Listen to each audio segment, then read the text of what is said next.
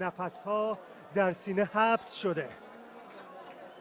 اوج حساسیت در ورزشگاه پوریای ولی تالش. خوشابش دروازه‌بانان دو تیم هم در نوع خودش جالبه.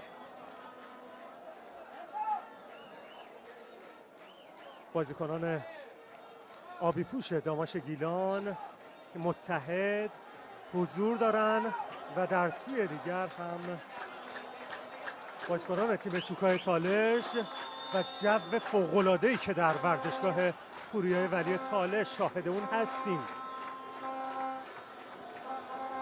ببینیم اولین ضربه پنالتی توسط کدام تیم زده خواهد شد. ضربات تاثیرگذار پنالتی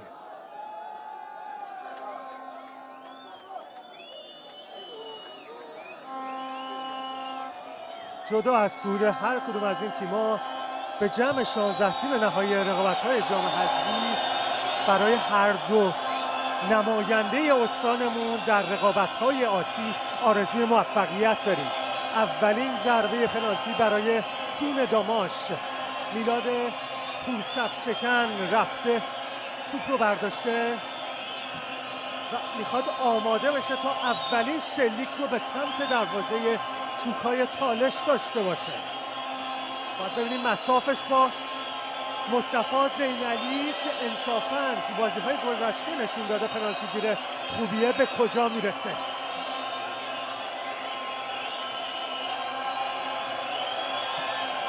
حالا حرکت، ضربه‌ای که زده میشه و توپی که توی دروازه قرار میگیره. اولین ضربه رو میلاد پورصفشکن برای داماشی ها میزنه. انصافاً هم عالی زد تا اولین ضربه پنالتی برای تیم داماش به ثبت برسه. سامان نور محمدی از چوکای تالش و مساف او با بهنام لایقی‌تر با پای راست. حرکت این بازیکن، ضربه که میزنه و توپی که بیرون میره. تا خوشحالی تماشاگران داماش رو شاهد باشیم. پس اولین ضربه پنالتی رو برای تیم چوکا رضا نور محمدی از دست داد تا داماشی ها در ضیافت پنالتی ها 1-0 پیش بیفتن. توپش در چارچوب دروازه قرار نگرفت. دل تو دل بازیکنان و میشه گفت مربی تیم چوکا اصغر رسولزاده نیست. ضربه عباس کندل ببینیم برای تیم داماش به کجا میرسه. حالا ضربه عباس کندل هم به تور دروازه میچسبه تا دومین ضربه پنالتیشون رو هم وارد دروازه چوکا کنن. امین انصاری برای چوکا.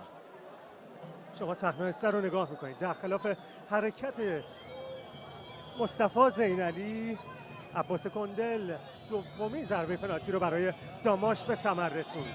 ببینیم امین انصاری گل اول رو برای چوکا میزنه که این اتفاق هم میفته.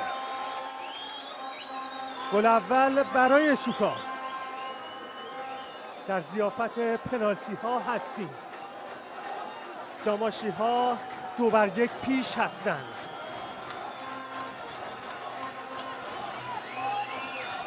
نتونست مسیر توپ رو تشخیص بده بهنام لایقی‌تر و حالا علی آل کثیر بازیکنی که به شکل تعویضی به ترکیب تیم داماش اضافه شد.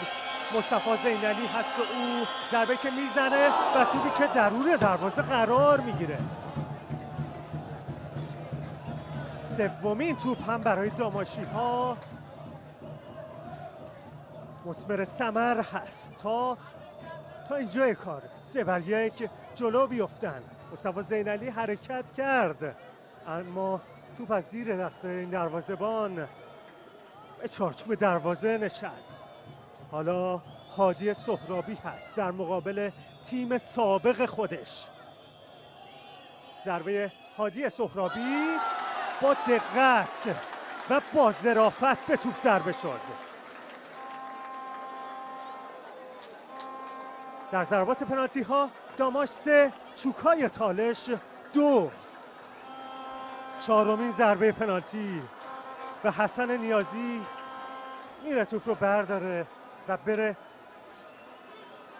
تا چهارمین ضربه رو برای داماشی ها به سمت دروازه مصطفی زینالی شلیک کنه. تقابل او با زینالی ببینیم به کجا میرسه. ضربه حالا زده شد. عکس‌العمل مصطفی زینالی، ورزشگاهی که منفجر میشه. چهره مصطفی زینالی رو مشاهده میفرمایید. ورزشگاه غرق در شادی شد. چهارمین ضربه رو داماشی ها از دست میدن. حالا صائب فرجی، ضربه چهارم برای تیم شوکا.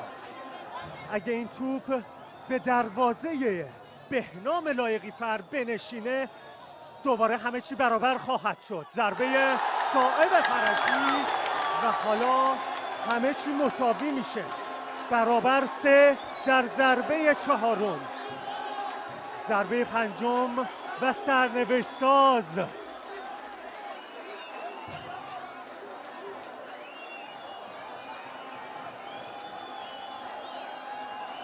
این بار جابر نصیری رو میبینم که پشت توپ قرار گرفته.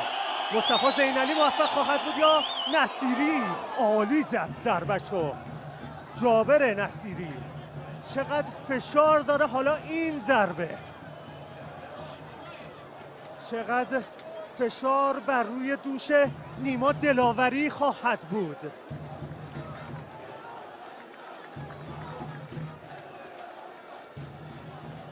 اعتماد به نفس بالای خودشو نشون میده نیما دلاوری.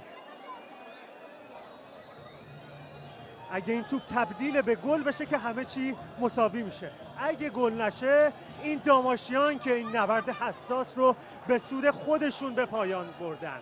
تقابل نیما دلاوری با بهنام لایقی فر و توپی که لایقی فر در اختیار میگیره و بدین شکل خوشحالی بازیکنان داماش رو در ورزشگاه پوریای ولی تالش شاهد هستیم.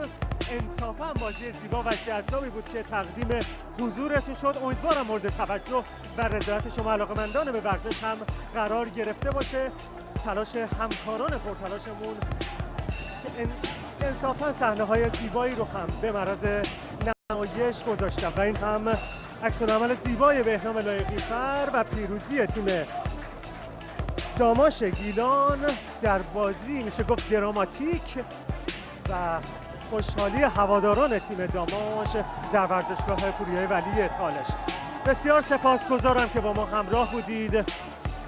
وقت رو در اختیار همکاران پرتلاشمون در پخش شبکه باران میدم. شما رو به خداوند منان میسپارم. خداوند یار و نگهدارتون.